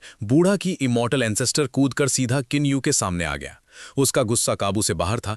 उसने चिल्लाते हुए किन यू को एक जालिम और खूनी बुलाया, गालियां देते हुए कहा कि पहले उसके सबसे प्यारे चेले को मारा और अब सेक्ट के नुमाइंदे को। उसने धमकी दी कि चाहे उसके पास 9th ग्रेड होली फायर हो, आज वो उसे यहां से जिंदा वापस नहीं जाने देगा। ये खोखली धमकी सुनकर किन यू जोर से हंसा। उसने उस बूढ़े कुत्ते को आईना दिखाते हुए ऐलान किया कि ये कितनी मजाक वाली बात है कि वो उसकी जान लेने की सोच रहा है। किन यू का पूरा गुस्सा बाहर आ गया। उसने याद दिलाया कि इस बूढ़े ने उस इंसान को मारा था जिसे वो इस दुनिया में सबसे ज्यादा प्यार करता था। अपने भाले को उस बूढ़े की तरफ तानते हुए उसने कसम खा ली कि आज इस आसमान के नीचे इन दोनों में से सिर्फ एक ही जिंदा बचेगा। यहां आकर उनकी बॉस फाइट फाइनली शुरू हो चुकी थी, जहां बातें कम और लात घूसे ज्यादा चलने वाले थे। ये खुलेआम मौत का ऐलान सुनकर ज़ेन्नन किंग गहरी सोच में पड़ गए। उन्हें समझ आ गया था कि किन यू और इस बूढ़े की इमॉर्टल एंसेस्टर के बीच दुश्मनी का कोई बहुत बड़ा पिछला पन्ना है। पर उन्हें यह समझ नहीं आया कि आखिर वो इंसान था कौन जिसे ये लड़का इतना टूट कर चाहता था। बूढ़े की इमॉर्टल एंसेस्टर ने थोड़ी हैरानी से कबूला कि उसे भी अंदाजा नहीं था कि इनकी दुश्मनी इतनी गहरी निकलेगी। उसने शैतानी हंसी हंसते हुए किन यू की तारीफ की कि इतनी कम उम्र में चूलिन को मार दिया और ऐसी आसमानी ताकतें हासिल कर लीं। लेकिन उस बूढ़े के इरादे एकदम काले थे। उसने अपना हाथ हवा में उठाया और स्केलेटन डीमन का भयंकर साया बुला लिया। उसकी लाल आंखें किन यू को ऐसे घूर रही थी जैसे कच्चा चबा जाएंगी।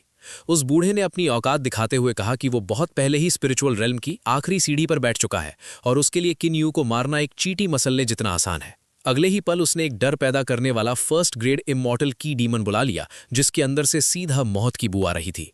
वहां खड़े लियू शुलांग इस भयंकर ताकत को देखकर समझ गए कि आज ये बूढ़ा सच में जान लेने पर उतारू है। बूढ़ा की इमॉर्टल एंसेस्टर अपनी बची खुची सारी ताकत इकट्ठा करके किसी पागल सांड की तरह किन यू की तरफ दौड़ा, पर अपना हीरो कहाँ पीछे हटने वाला था। उसने पलटवार की पूरी तैयारी कर रखी थी। पीछे खड़े 9 फुटेड गोल्डन बर्ड और जायरस के सायों को उसने एक साथ मिलाया और एक ऐसी भयंकर ताकत बनाई जिसने आसमान और जमीन दोनों को हिलाकर रख दिया। सीधा उस बूढ़े पर धावा बोल दिया। जब ये दोनों आसमानी ताकतें आमने सामने टकराईं तो धमाका इतना बड़ा था कि मैदान के परखच्चे उड़ गए।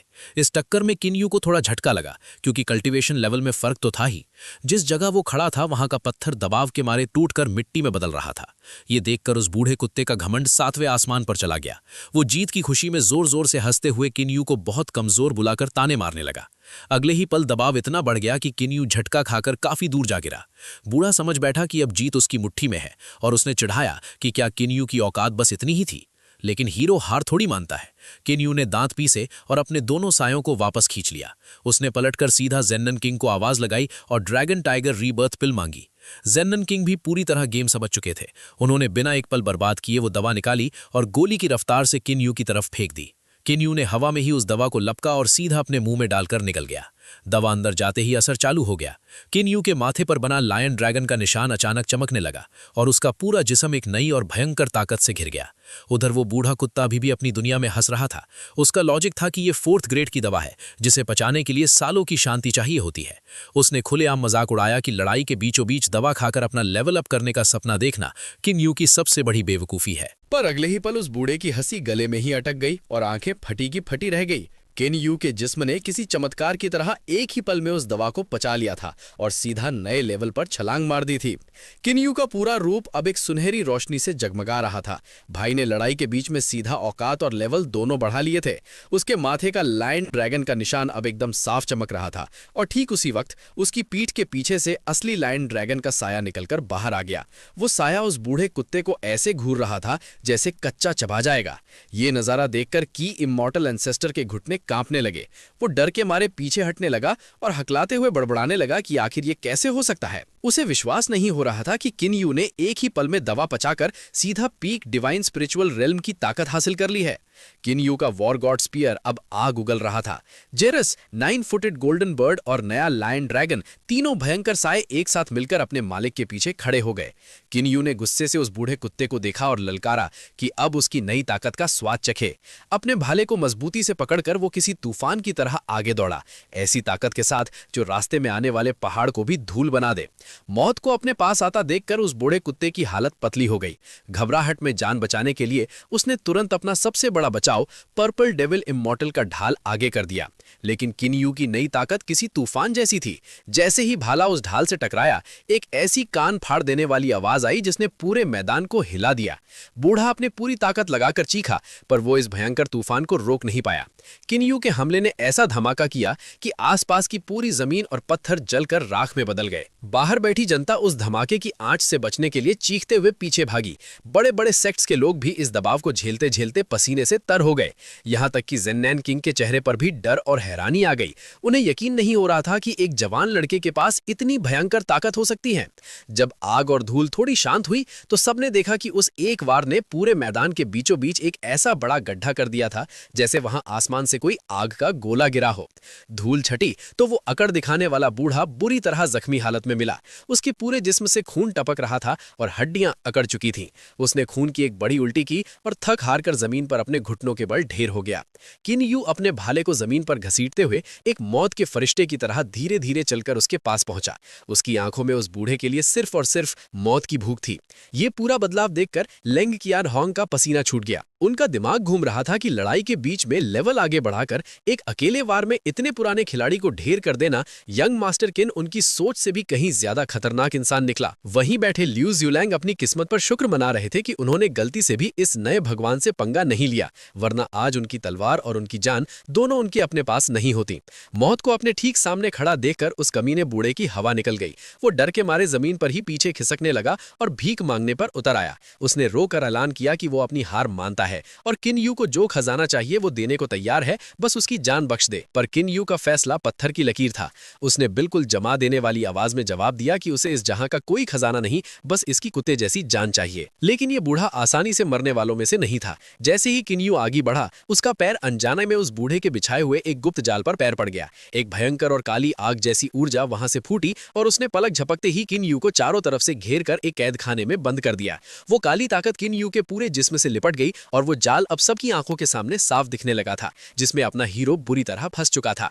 ये धोखा देखकर लेंग कियान होंग की सांसें अटक गईं और वो परेशान होकर जोर जोर से किन यू का नाम पुकारने लगी। वहीं जाल के अंदर किन यू उस बूढ़े को गुस्से से घूर रहा था, जबकि वो कमीना बूढ़ा अपनी चाल कामयाब होते देखकर एक बार फिर से घमंड में हंसने लगा था। बूढ़े ने अपनी औकात दिखाते हुए ताना मारा कि भले ही किन यू कितना भी बड़ा जादूगर या मॉन्स्टर क्यों ना हो, तजुर्बे के मामले में वो अभी भी बहुत कच्चा है। उसने घमंड से बताया कि इस कैद खाने को बनाने में उसने अपने खून पसीने के सालों लगाए हैं। एक बार इसमें फंसने के बाद अंदर वाले की आत्मा घुट घुट कर तड़पती हुई मर जाती है और इंसान बस एक खाली कचरे का डब्बा बनकर रह जाता है। किन यू चुपचाप उसे घूरता रहा। वो बूढ़ा लड़खड़ाता हुआ खड़ा हुआ और अपनी बची खुची ताकत इकट्ठा करके किन यू को उसकी उम्र और तजुर्बा याद दिलाने लगा। उसका कहना था कि उसने 100 साल से ज्यादा इस दुनिया पर राज किया है और हजारों को मारा है, तो किन यू जैसे छोकरे की उसकी जान लेने की औकात ही क्या है। ये बोलते ही उसने अपना हाथ झटका और बाहर से उस जाल के अंदर मौत का हमला कर दिया ताकि खेल को यहीं खत्म कर सके। लेकिन किन यू का पूरा जिस्म एक बार फिर से भयंकर आग की लपटों में घिर गया। उसका गुस्सा अब ज्वालामुखी बन चुका था। बूढ़ा बाहर से चिल्ला रहा था कि बस थोड़ी देर का तमाशा और है। आत्मा खत्म होते ही उसकी सारी होली फायर उस बूढ़े की हो जाएगी। पर तभी पलक झपकते ही खेल पलट गया। किन यू के अंदर से उस विशाल लायन ड्रैगन का आग उगलता साया बाहर निकला और उसने किसी कच्चे धागे की तरह उस बूढ़े के महान जाल को चीर कर रख दिया। बूढ़े कुत्ते की आंखें फटी की फटी रह गईं।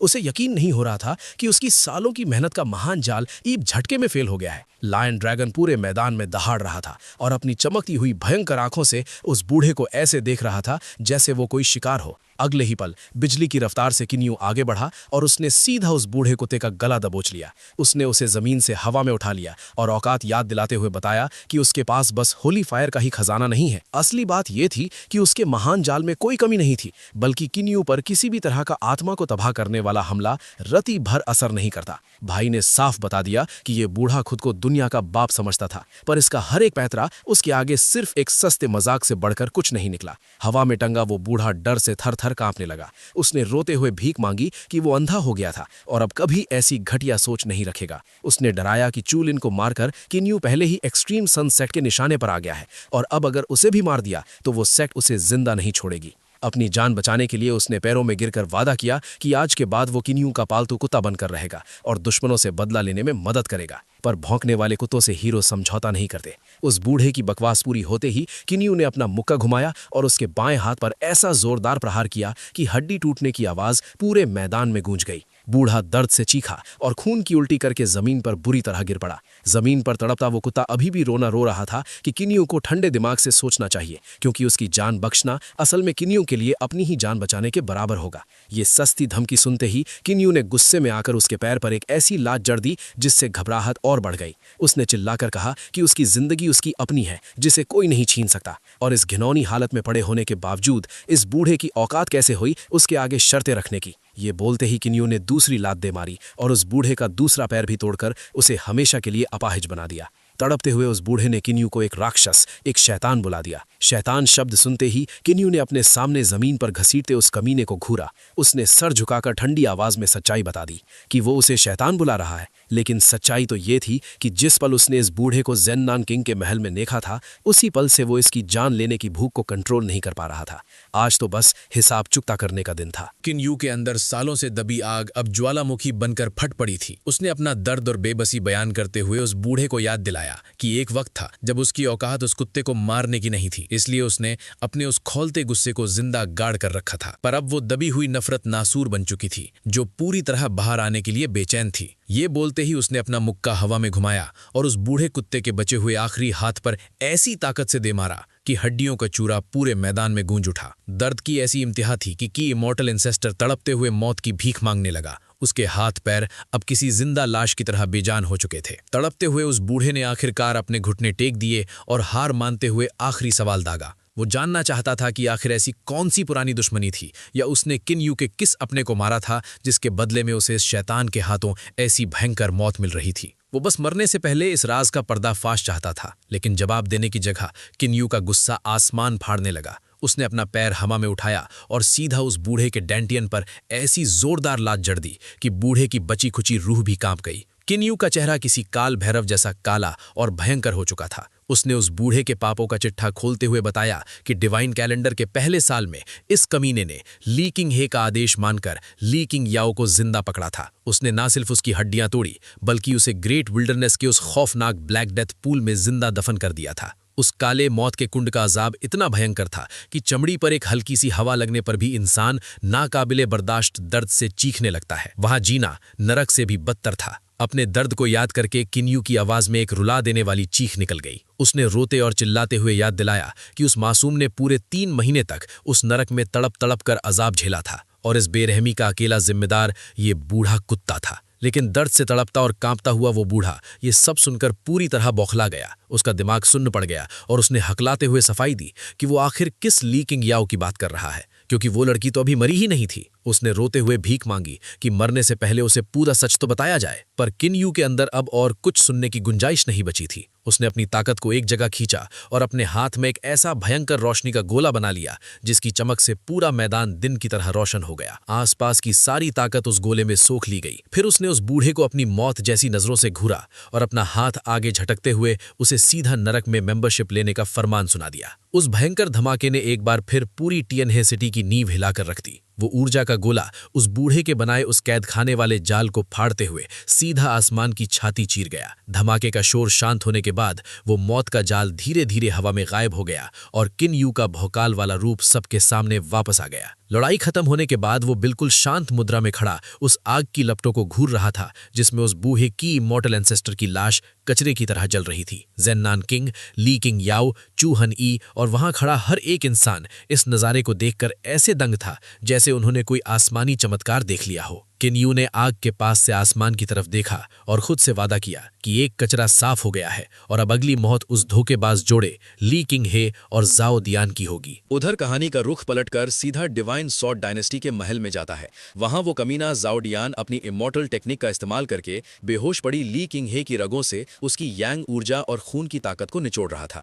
ली किंग हे के जिस्म से लगातार गहरे लाल रंग की ऊर्जा की धाराएं निकलकर जाओ डियान के अंदर समा रही थीं। वो लालच में अंधा होकर पूरी ताकत लगा रहा था, ये सोचकर कि उसका इमॉर्टल पैटर्न का जागना अब पूरी तरह इसी ऊर्जा पर टिका है। अपनी पूरी ताकत लगाते हुए जाओ डियान ने जोर से दहाड़ लगाई और उस आसमानी निशान को बाहर आने का हुक्म दिया। पलके झपकते ही वो सारी गहरे लाल रंग की ताकत जाओ डियान के पूरे जिस्म को घेर कर एक गोले में बदल गई। उस गोले के अंदर जाओ डियान हड्डियां तोड़ देने वाले दर्द से गुजर रहा था। वो पुरानी और भयंकर ऊर्जा उस पर हावी हो रही थी जिसके दबाव से उसका खुद का वजूद धुंधला पड़ने लगा था। पास ही खड़ा उसका सेकंड अंकल जाओ हुआन ये पूरा नजारा देख रहा था। उस दबाव को महसूस करके उसकी आंखें फटी रह गईं और उसने खुशी से मान लिया कि इस बार जाओ डियान का आसमानी निशान पक्का जाग गया है। उस भयंकर ऊर्जा को पचाकर जाओ डियान हवा से धीरे धीरे अपने चाचा के सामने जमीन पर उतरा। उसकी नसों से एक जोरदार हुंकार निकली जिसके साथ ही उसके पूरे जिस्म से एक ऐसा दबदबा निकल रहा था जो किसी को भी घुटने टेकने पर मजबूर कर दे। उसकी भौहों के बीच बना वो निशान अब खतरनाक तरीके से चमक रहा था। अपना निशान जगाने के बाद वो पागलों की तरह जोर जोर से हंसने लगा।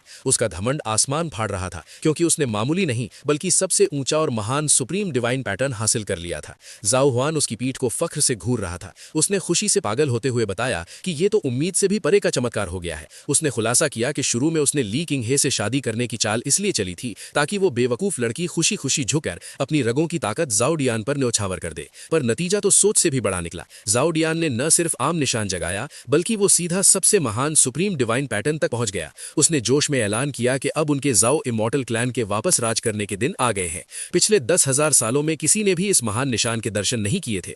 पूरे क्लैन में आम निशान वाले तो उंगलियों पर गिने जाते हैं पर यह निशान तो सबका बाप निकला। जाओ हुआन ने आगे सपने बुनते हुए कहा कि इस महान ताकत के दम पर अब उन्हें इस इंसानी दुनिया में रुकने की कोई जरूरत नहीं है। वापस लौटने के बाद जाओ डियान सबको एक करके अपने इशारों पर नचाएगा और उनका क्लैन पूरी दुनिया का अकेला बादशाह बन जाएगा।